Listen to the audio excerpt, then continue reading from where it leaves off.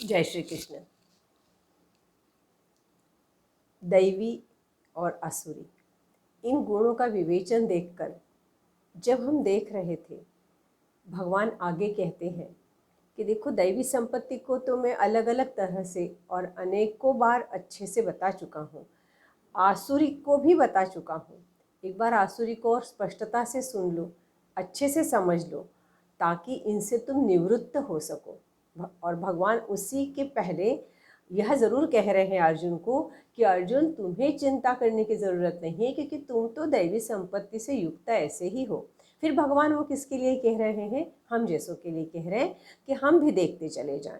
तो भगवान आगे आसुरी प्रवृत्ति का, आसुरी जिनकी वृत्ति है, जो आसुरी संपत्ति से, आसुरी दुर्गुण कहेंगे हम उसको, यह गुण नहीं है, उससे जो युक्त है, उनकी सबसे बड़ी विशेषता क्या कही है कि प्रवृत्तिंच निवृत्तिंच जनान विदुरासुराः न शौचन्नापि चाचारो न सत्यं तेषु विद्यते।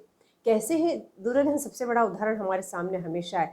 न प्रवृत्तिंच निवृत्तिंच, क्या कह रहे हैं कि जो कार्य है करने योग्य, जो कर्तव्य है, जो स्वधर्म है, उसको करने की उनकी प्रवृत्ति नहीं है, उसको करने की उनकी उसको रुझान ही नहीं है, उस ओर उनका ध्यान ही नहीं जाता। और जो नहीं करने वाले कार्य है, जो कर्तव्य नहीं है, जो उनका स्वधर्म नहीं है, जो नहीं करना चाहिए, उनके करने की ओर से वो निवृत्त ही नहीं हो पाते, छुटकारा ही नहीं खुद का कर पाते। यहाँ से बात शुरू होती है। फिर सभी चीज़ों का वर्णन क्या है कि क्या, अब एक बार में सब बात आ गई है। देखिए कि जो मेरा कर्तव्य है, जो मेरा स्वधर्म है, जो मुझे करना चाहिए, उसकी समझ ही नहीं है। ऐसा नहीं है, समझ है पर वो करने की मेरी वृत्ति नहीं है।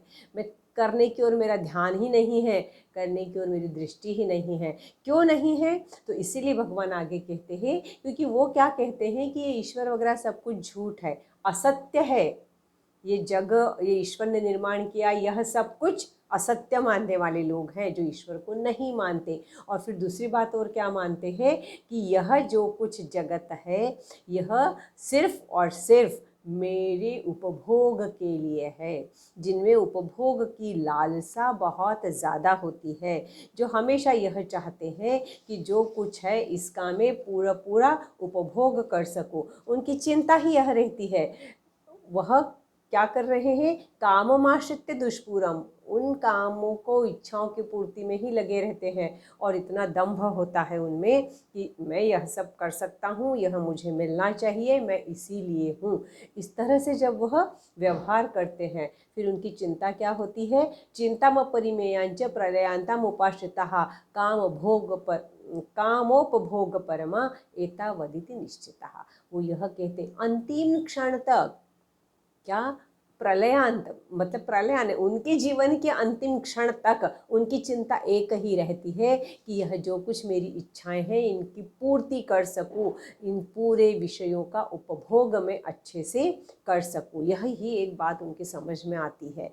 फिर भले ही मुंह में दांत नहीं हो या बाल झड़ने लग गए हो, पर वह, मेरे को एक शारदा नाटक था जिसकी बात यह थी कि एक बहुत वयोवृद्ध व्यक्ति, मतलब कि 70, वो कहता खुद है, वह कहता है, म्हातारा इतुका न वघे पाउणशे वयमान, मैं सिर्फ 75 साल का हूँ, अभी तो मैं शादी योग्य हूँ। इतनी विषयों की और काम के प्रति जो लालसा है, यह इनको पूर्ण रूप से घेरे रहती है, इसी की इनको चिंता रहती है। और इसी आशा में वो जीते रहते हैं कि बस ये मुझे मिलना चाहिए, ये मुझे और मिलना चाहिए, आज ये जीता है कल और, इसी में जो लगे रहते हैं, जिसका अंत नहीं है। वह यह कहते हैं, ईश्वरोहम महम भोगी बलवान सिद्धोहम बलवान सुखी। ईश्वरोहम महम भोगी सिद्धोहम बलवान, वो खुद को ईश्वर से भी बड़ा मानते हैं। बलवान हूँ मैं, सिद्ध हूँ मैं, और इसलिए उसकी जो आढ़ता है कि मैं आज इस शत्रु को मारा है, मतलब मैंने किसी पे विजय मिला, इसका लूट लिया, उसका लूट लिया, और चाहूँगा और लूँगा, और सब करने के लिए मैं सबसे बलवान हूँ, मैं शक्तिशाली हूँ, और मैं सबसे बलवान और शक्तिशाली बनूंगा। किस संदर्भ में बनूंगा? मैं सब कुछ मेरा कर लूँ, जितनी कुछ है विषय की, भोग की वृत्ति है, भोग की वस्तुएं हैं, जो कुछ है वो सब मुझे मिले, मेरा आधिपत्य हो। आज हम क्या देख रहे हैं, आसुर यह कोई जाति नहीं थी, आसुर यह गुण के कारण व अपने व्यवहार के कारण बनी हुई वृत्ति थी, जो आज हमको बहुत सामान्य रूप से देखने को मिलती है। आज जो है वह व्यक्ति मैन मनी, पावर कहाँ से आ रही, मैन मनी से, मीडिया से, मसल पावर है, ये सबको अपने वश में करना चाहते हैं। जो अपने वश में कर लेता है वो सबसे बड़ा हो जाता है और वो सबको अपने पैर के नीचे दबाए रखने की वृत्ति रखता है। यह जो आढ़ता है, यह जो मैं सबसे बलवान हूँ, मैं ही ईश्वर हूँ, यह जो मानने लगता है, यह आसुरी वृत्ति का उदाहरण बता रहे हैं। और इसलिए क्या होता है कि वह और कुछ नहीं चाहता, इसी चिंता में अंत तक रहता है और इतना उसमें अहंकार आ जाता है, इतना उसमें काम क्रोध उसके कारण आ जाता है। स्वाभाविक है ना, अहंकार भी होगा, पूर्ति नहीं होगी तो काम और क्रोध, काम है उसकी पूर्ति नहीं तो क्रोध है, और यही सब कुछ आसुरी वृत्ति को बताने वाले गुण उसमें आते रहते हैं। और यह गुण जिसमें है वह आसुरी युक्त, आसुरी वृत्ति से युक्त असुर योनि का ऐसा भगवान कहते हैं। और इसलिए जब ऐसा होता है तो क्या होता है, भगवान कहते देखो अर्जुन, आसुरीम योनिमापन्ना मूढ़ा जन्मनि जन्मनि माम प्राप्यैव कौन्तेय यतो ततो यान्त धमाम गति।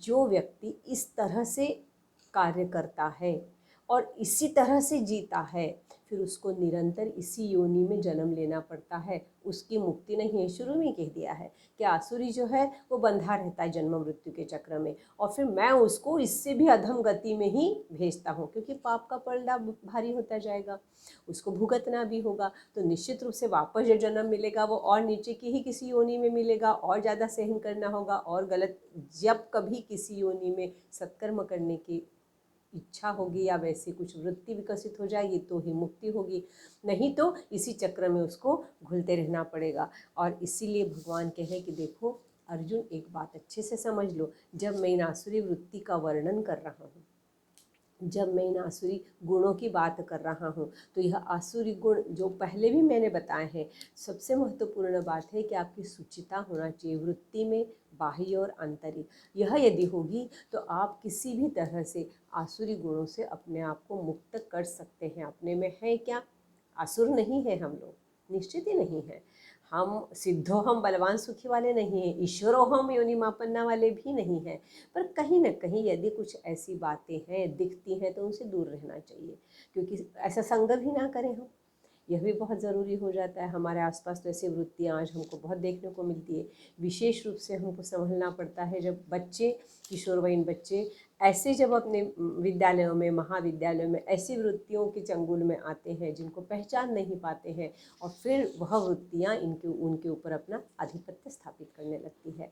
तो कहीं ना कहीं इन वृत्ति को समझने की हमारी बात है। यदि उनमें अहंकार है, घमंड है, दर्प है, और साथ ही साथ किसी के ऊपर वर्चस्व जताने की वृत्ति है, मैं सब कुछ हूँ, मैं ही बलवान हूँ वाली वृत्ति है, तो उनके प्रभाव में नहीं आना, यह भी बहुत महत्वपूर्ण बात होती है।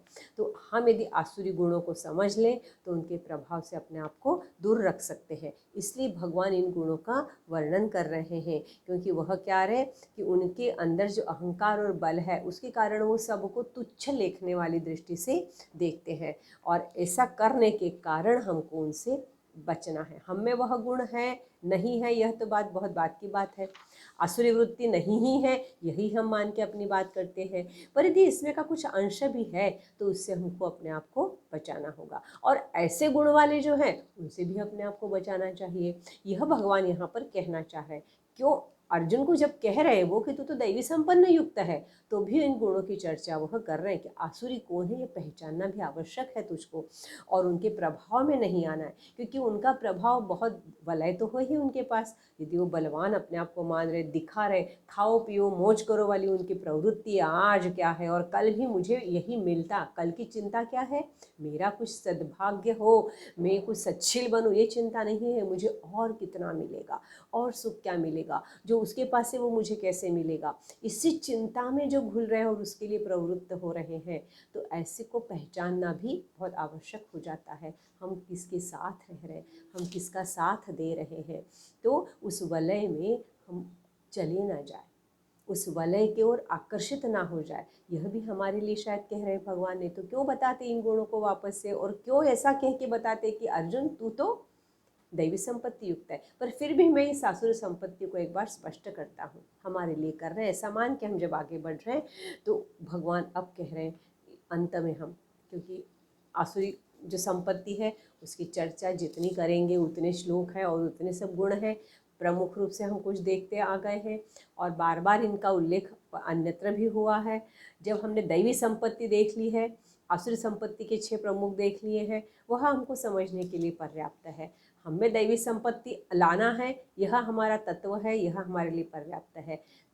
भगवान जो आगे कह रहे हैं, भगवान बताना चाह रहे अर्जुन को कि इस आसुरी संपत्ति से कहीं ना कहीं हम में नहीं आ जाए, कहीं हम में नहीं है, यह भी यदि हम देखना चाहते हैं, सबसे आसान चीज़ हमें क्या करना है अर्जुन, तो वो बता रहे हैं कि देखो अर्जुन, त्रिविधन नरकस्येदन द्वारन नाशनात्मनः, त्रिविधन नरकस्येदन द्वारन नाशनमात्मनः। क्या हो रहा है यहाँ पर? 3 दरवाजे बता रहे हैं जो नरक की ओर ले जाकर नाश करने वाले हैं, जो यह चाहते हैं कि हम हमारे आत्मा का नाश कर लेंगे। वो कौन से हैं? तो भगवान बताना चाह रहे, कामः क्रोधस् तथा लोभस् तस्मात् देतत्रयं त्यजेत्। क्या करना है? तुमको इनको त्यजना है, इनको छोड़ना है, इनको दूर करना है, हटा देना है। क्या क्या है वो? काम, क्रोध और लोभ। इन तीनों को, ये 3 नरक की ओर ले जाने वाले द्वार हैं। तो उन द्वार को बंद करके नहीं चलेगा, वो द्वार हो ही नहीं, वह हो ही नहीं, पूरी तरह से दीवार बन के पैक हो गया। दरवाज़ा भी रहा तो खुल जाएगा वो कभी। इसलिए इनको हटा देना कि हमारे में काम इच्छाएं बढ़ती है, तृष्णा है, फिर जितनी बढ़ा उतनी बढ़ेगी। ये ऐसी तृष्णा है कि और लो तो और चाहिए, और बढ़ती जाने वाली प्यास है वो, तृप्ति देने वाली प्यास नहीं है ये। तृप्ति देने वाले तो अमृत के एक घूंट से तृप्त हो जाए, जल के एक बूंद से तृप्ति हो जाए, पर यह प्यास ऐसी है कि घड़ा भी मिल जाए तो तृप्ति नहीं है। इतनी इच्छाएं अनंत है, अनंत है। तो हम आवश्यकता क्या है उतना समझ ले, इच्छाओं को कम करना समझ ले, तो यह काम कम हो जाए, विषय भोग की लालसा कम हो जाए।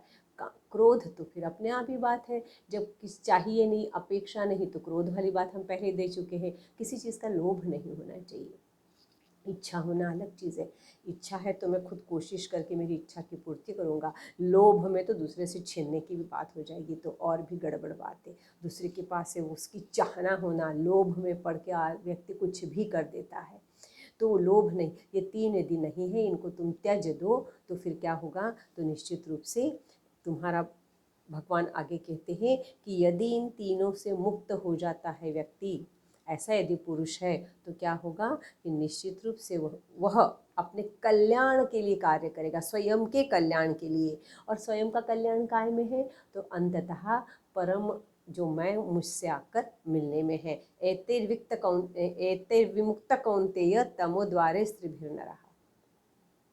इन तीनों द्वारों को तुम बंद कर दोगे तो आचरत्यात्मनः श्रेयस ततो यातिम परांगतिम, मेरे को आकर और मिलोगे। यह चाह रहे हैं भगवान कहना, यह कह रहे हैं। तो यह हमारे लिए ज़्यादा महत्वपूर्ण हो जाता है कि जब हम दैवी संपद की बात करते हैं, जब हम आसुरी संपद की बात करते हैं, तो हमें कम से कम इस श्लोक पर ध्यान देना ज़रूरी है कि हमें क्या त्यजना है। यदि यह हम त्यजते हैं, तो यह त्यजने के लिए भगवान कहते हैं कि सबसे अच्छा मार्ग है कि जो शास्त्र मान्य है उस कार्य को, उस कर्म को करो।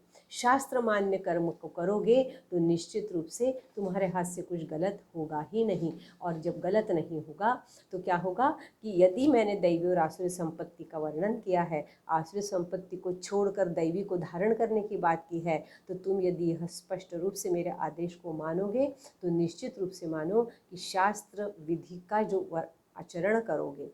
शास्त्रों में कहा है मतलब क्या, थोड़ा हमारे को ये भी समझना चाहिए, है ना। तो शास्त्र ने हमको कर्तव्य क्या है, अकर्तव्य क्या है इसकी समझ दी है। अब शास्त्र के लिए बहुत आवश्यक नहीं कि हम पुराण सब अपने वेद उपनिषद खोल के उन शास्त्रों का अध्ययन करें। यह आवश्यक नहीं है कि हम नीति शास्त्र का अध्ययन करें। साधारण सी बात है कि हमारे पूर्वजों ने ऋषि मुनि में जिस तरह के आचरण की बात कही है, श्रद्धा से उस पर विश्वास रख के जो हमारे कर्तव्य है, विभिन्न आश्रम में विभिन्न गुण वर्ण में जो हमारे आश्रम में वर्णाश्रम क्या जो हमारे आचरण है, जो कर्तव्य है, उन सब कर्तव्यों का पालन करना, वह स्वधर्म का आचरण करना, यह शुरू से जो भगवान कह रहे हैं, शास्त्र ने मान्य ऐसे कार्य करो, ऐसे कर्म करो तो कुछ भी गलत नहीं होगा। और जब कुछ भी गलत नहीं होगा तो तुम निश्चित रूप से ऐसा ही कर्म करोगे जो मुझ तक तुम्हें लाएगा। ऐसा भगवान ने इस दैवासुर संपद विभाग योग में कहा है, और जो हमको समझना है और यह समझते हुए हमें आगे बढ़ना है। और आगे भगवान अब हमारे हैं लगभग हमारे अंतिम पायदान की ओर 17वां और 18वां संक्षिप्त में देखेंगे कि अब भगवान हमको क्या कहते हैं। जय श्री कृष्ण।